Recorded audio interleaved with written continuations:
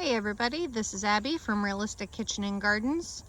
Today is Thursday, October 3rd. We are roughly a week away from our estimated first frost date here in southern Ohio, zone 6A. Let's get going. As always, we start down the end at row A with the peas and the brassicas and such. We finally had rain. We had a total of 4 inches of rain. I guess it technically probably came off the hurricane that hit Florida. Helene. I've been a little out of the loop. I live under a rock. The peas are toast, Lincoln peas. I just kind of let them go. Here is Jade Brussels sprouts. There's that blue tag right there. Still getting there. They're a little behind, but they are starting to, not that you can really tell because there's so much water on them from the morning dew, but in their little, I call them armpits right here. Some of the upper ones are starting to form the little nodules where the Brussels sprouts will grow from. I have 4 jade left. I originally seeded 7, but a couple of them died off. And then here is the cabbages have like exploded this past week now that it finally has rained. I think I have, oh good, there's the tag. There's Varroa, so these 3 are Varroa, which I did in the spring. So this is chance number 2. And then this is 6 tiara cabbages, which I have grown in the past, and they did pretty darn well. So I decided to call them a tried and true for me. And then the last 3 are Pixie Baby, which I also tried in the spring, and excuse me, they piddled out because of the heat. Last is the 7 plants of Hestia in this row. This is a better example. Nope, that's water. I was gonna say, I think that's a better example of the nodes, but that's water. So, both of these varieties are, both Hestia and Jade, are supposed to be AAS winners, All-American Selection winners for ease of growth and not falling over and all that, which is one of the biggest complaints for Brussels sprouts, but they got a ways to go. I put them out late. This is doing a little bit of lodging, I guess. And then here's the other batch of peas that's toast that I haven't even tried. This is Surge shelling pea. I basically started these, I think in July. And I was expecting, maybe it was August, because then I expected to harvest in October because they're both listed as a 60-some day variety, and they both started fruiting at 30-some. So I don't know. And then here's the end of row B. I thought I had one little lettuce on the end here, but here's that one, which I'm pretty sure is Butter Crunch. I don't think it's Landis lettuce. And then here is, I thinned out, these are all Bloomsdale long-standing spinach. I thinned them out a little bit because I kind of chaos sowed them. So some of them were like 3 or 4 on top of each other. That looks almost like a carrot seed. Look at that. And then here is, this is when names come slowly to me, don't mind me. Also, they're the geese, in case they start throwing a tizzy as I get closer to them. They're the new alarm animals on the farm, homestead, whatever you want to call me. Blue ribbon broccoli, this is a hybrid that's supposed to be something like 55 days after transplant. So they should be coming up soon. They're supposed to be a very large heading variety. Some of these are falling over a bit, so there's the base and that's the actual plant. I have, I think, 5. Yeah, that's them throwing a tizzy. I think I have 5 glue ribbon, and then these 3 here, 1, 2, 3, are Bravado. I remembered them today. Once these dry out, enough! Once these dry out, I'm going to bring them in and put them away. I'm probably not safe from cabbage moths, but I think the majority of the threat is past so far. It's been in the 50s and 40s at nights now, so there's that. And then these 2 are winter Landsea green kale, similar to the same type of kale. It's like a curly kale of Purple Moon, which I really enjoy, and we'll take a good look at that later. This is, I'm really annoyed with these this year, and I don't know if it's because of these or what, but these are my burgundy sprouting broccoli, which is extremely cold hardy, and it produces purple and green florets. They don't produce big heads, but they produce florets. But the plants are all laying down. So I remember them doing it a little bit last year, but not nearly this bad. Here is a harlequin bug on this. That was a juicy one. So there's 2 there, and they're just laying together. I tried to stand that one up because at the time it was laying down, but I don't know. And then I think we get into our cauliflower, which I think is looking pretty good. I know it's a little hazy looking at it through the thing, but this is Denali, which is white, Clementine, which is orange, Vitiverde, which is green. This is one of the biggest ones.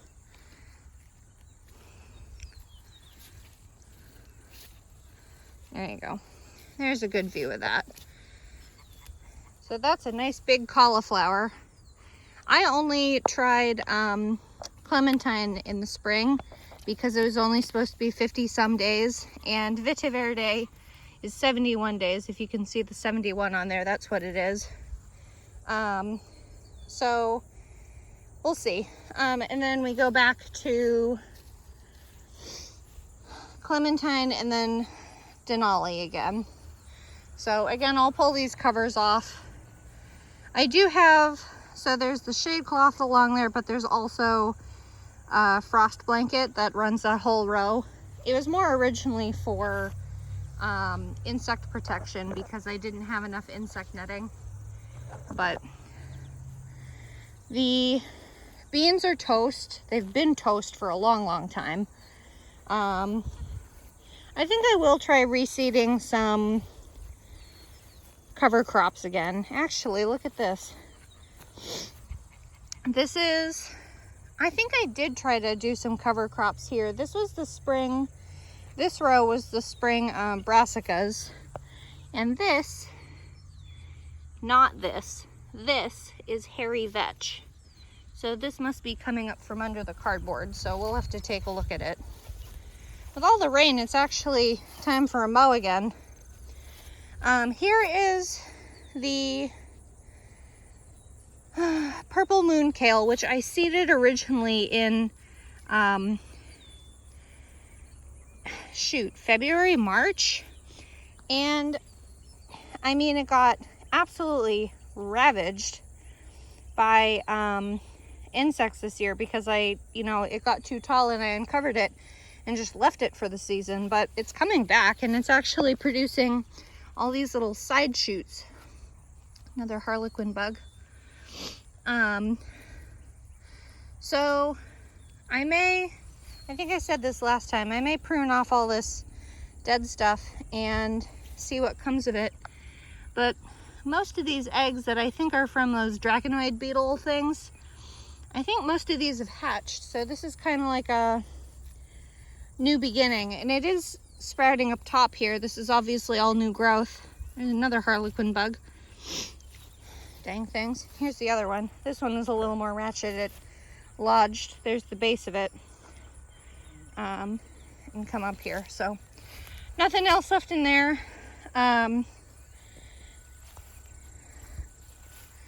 The dew makes the cardboard look funny. And then row E is empty and needs to be either cover cropped or cardboarded or something to go to bed. The only thing left in there is, I think, a basil and some snapdragons and the catnip down the end. This is where all the tomatoes and peppers were. Row F, the failed potatoes. Second attempt at potatoes. The first crop failed off in, I think, June because of the drought and the heat. And then G was tomatillos. You can see the skeletons of them. I need to pull them out. I just haven't gotten around to it. And I really should pick up the dead fruit because otherwise they'll just reseed themselves up the wazoo for next year. And then celeriac completely failed this year, celery root, and this is Utah tall celery, which was a new one for me. It's a stock type, but it's a very small stock type. So I'll just yank these out because this row will be for onions. This patch was spring carrots, so I'm going to do overwintering onions in the shallots here. I'm going to try those again. I tried them last year but moved away before I could see the result. And then this side I'll cover or something for spring planted onion starts from Dixondale again because they worked well last year. And then H, if I can remember how my alphabet goes. H was where I had the spineless zucchini and all the cucumbers, and then there's the 2 stalks, if you can even see them, of the okra. This all needs to get cleared out practically ASAP because I have received my garlic that needs to be planted. I'm getting some black weed fabric that I'm going to lay down and then put holes in for this whole length. I mean, there's going to be 3 rows within this 1 row of garlic, so I'm going to have a ton of garlic. Meanwhile, I think one of the best things that's happened this season, not year, but season, the fall season, though it's early. Well, it's not early, it's on time, but it feels like an early harvest for a fall crop, I guess, is Dragon Hybrid Fennel. These were directly sown in July. I'm bad and I didn't thin this because I just wanted more, but this is treated like a root vegetable basically. It's anisey, and I usually have it with roasted pork so that it complements each other. So I'm pretty happy with those. Those, I think by calendar date, I think their harvest date is October 12th. So I need to pull them before the frost comes. They're not frost tolerant. So however big they are the night we're expecting a frost, they're coming in. This is Lady Godiva pumpkin, who will not quit. In and amongst all this grass here is there it is, skeletons of, or remnants of the watermelons.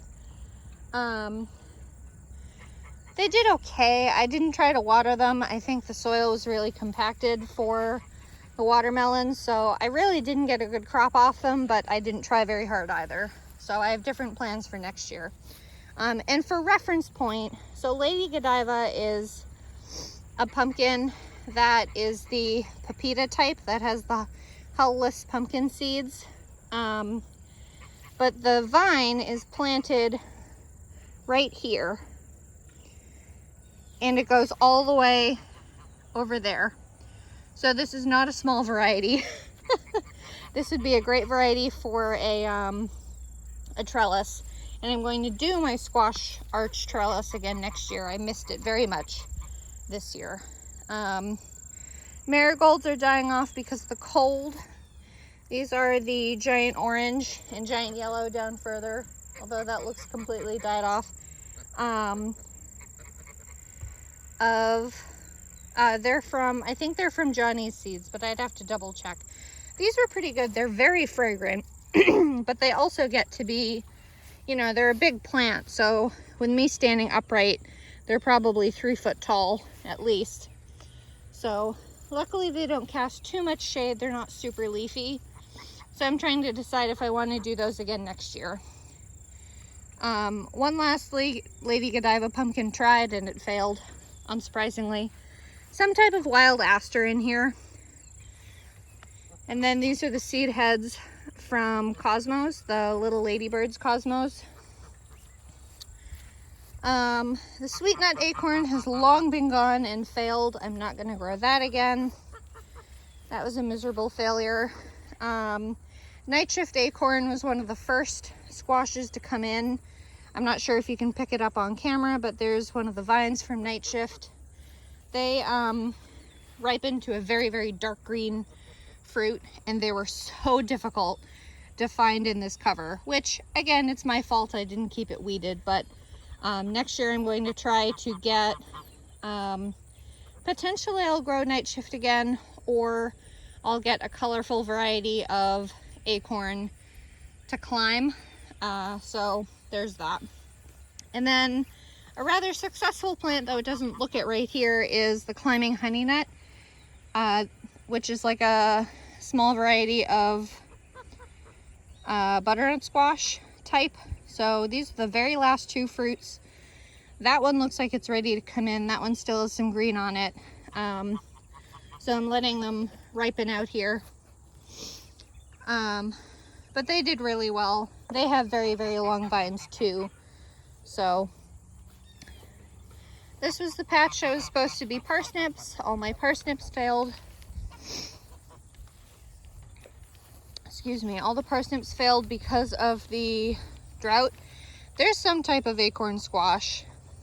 I assumed it was a Night Shift, but I couldn't possibly imagine that to be one of the honey nuts or sweet nuts. But I can't remember what color the sweet nut is supposed to ripen to.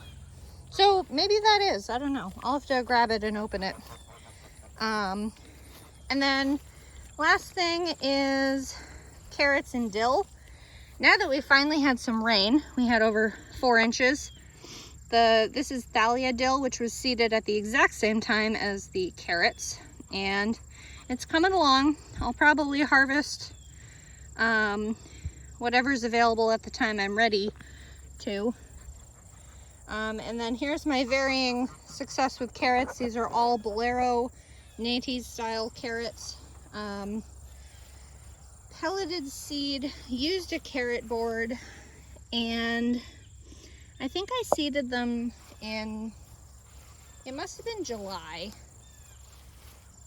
This is a 75-day variety carrot, and 75 days from seeding would be October 12th.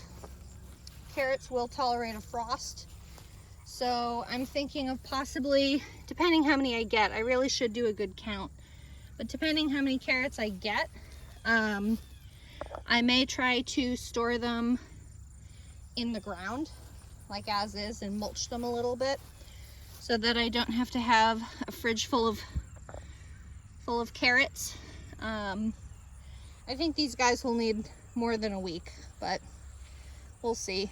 This soil, I did attempt to amend a little bit with sand before I put these carrots in, but we'll see how much that did.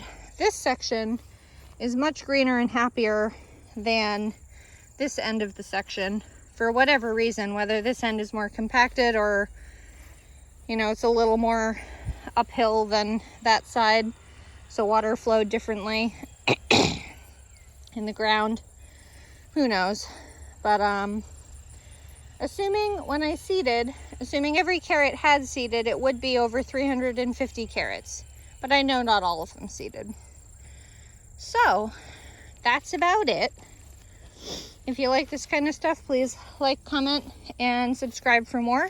And follow along on my Facebook page, Realistic Kitchen and Gardens, for daily updates on the chaos that I that I put myself through for the garden. I think after the first frost, I'll start evaluating, but I think after the first frost, I'll switch over to every other week, because I know it's gonna start looking like nothing's changing. So we'll play that by ear though. Anyway, thanks for watching. Bye.